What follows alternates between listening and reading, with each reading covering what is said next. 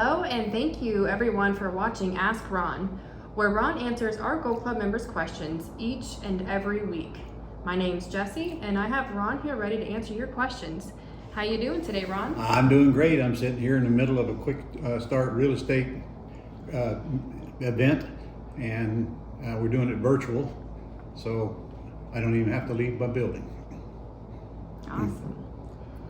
Gotcha. So we're going to go ahead and start in with Tony and Angie Stewart. Of course. All right. Their question for this week is, when you've done a creative deal with a seller, say subject to or seller financing, and they've had a good experience, how do you follow up with them to turn that into future deals, referrals, or even private lending relationships? Well, just tell them before or at closing that if they send you a seller that's got a deal, you'll pay them $500, $1,000, whatever you want to do, and then keep reminding of that. And you should send them a gift after you bought their house as well.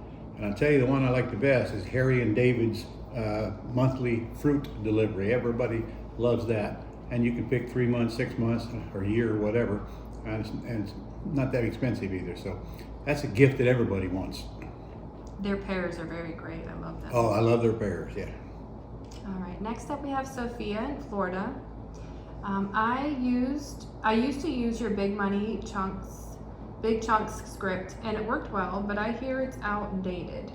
What has changed that made the original script less effective? Is there an updated version you recommend? Sophia, you're putting me to the test, girl. Okay, I don't remember that script so long ago that I did it, but I think you're talking about how do you approach private lenders. Is that what you got out of it, Jessie? Yeah, it seems like she's got some high-end sellers in her area. She does. She's in Florida. She does. So, why don't you hit me again with that question? Tell me exactly what the question is. I didn't get it from that. But as far as a high-end script, my script is the same to small private lenders as it is to larger private lenders. It's all the same. And that's just throwing the benefits at them and showing them how they can't lose and why it's a very safe way to invest. That's only after you get their attention. And I would suggest that you get their permission to go through what you do. You know, just say in any conversation, would you like to hear what I'm doing now? And then carry that forward to, well, I'm buying houses and renovating them, and I'm using private lenders to put up the money and pay a very good return on it. You know anybody that I should talk to about that? And then, of course, if they come back to you and say, yeah, me, well, you just hit the home run. Awesome. Yeah, I think that answered her question. Last question we have for this week is Traci Scott from South Carolina. Hi, Tracy. I know her too. Yeah. She has a couple of questions about the developer profit participation contract. Yeah. First, are the suggested $5,000 management and the $500,000 of developer fees put in escrow or paid directly to the developer's business? There ain't no $500,000 developer fee. I don't know what she's talking about there. And you don't have to be $5,000 a month. You know, you're going to get half of the profits after the seller gets their asking price in cash, which means at the sale of the property after you upgrade it. You can either choose to get paid for it while you're waiting or not. Obviously, it's an easier sale when you're not getting paid for it until you cash out of the property, and it's an easier sale to get the seller to take on that. Plus, I don't want the seller writing you a check anyway. If you get paid on it, it comes out of a private loan the seller put on the property to pay the cost of moving it forward, because there will be some, like your attorney's fee, your engineer, and various costs. So you got to decide, do you have enough faith in the end result of getting it sold, enough to put money out of your pocket, or do you think it's a better idea for the seller to get a loan to pay all those expenses?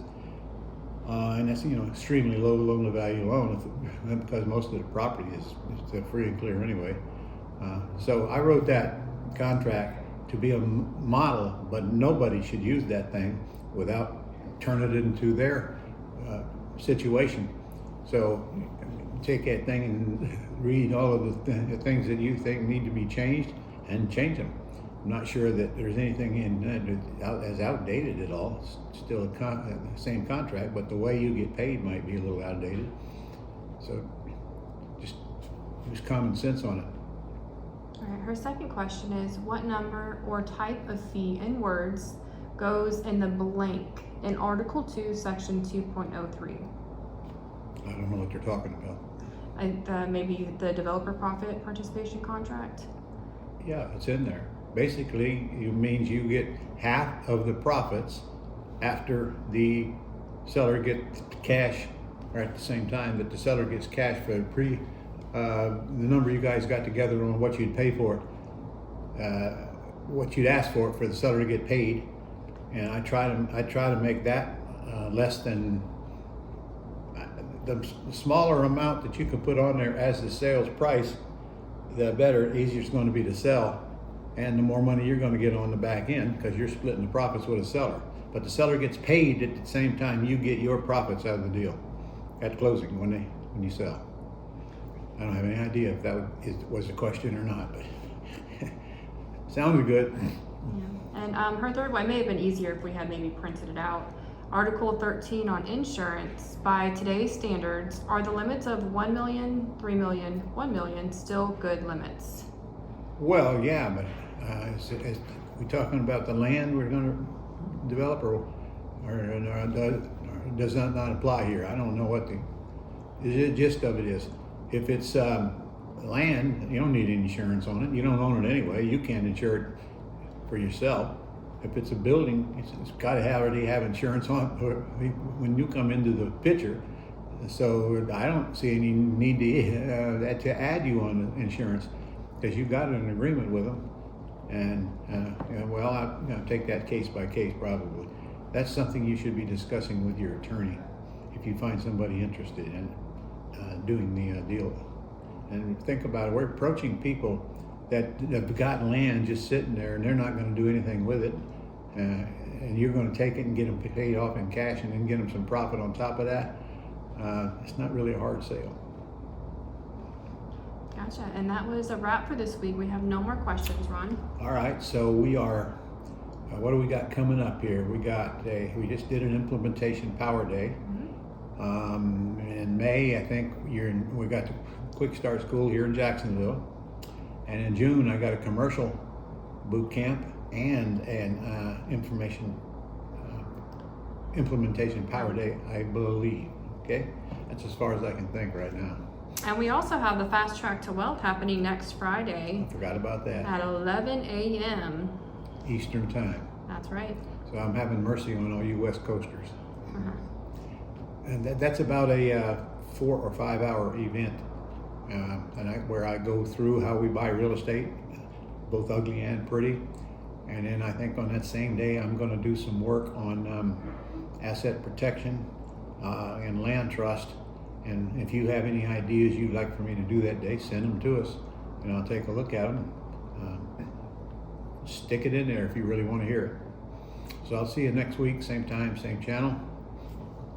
Go buy some houses.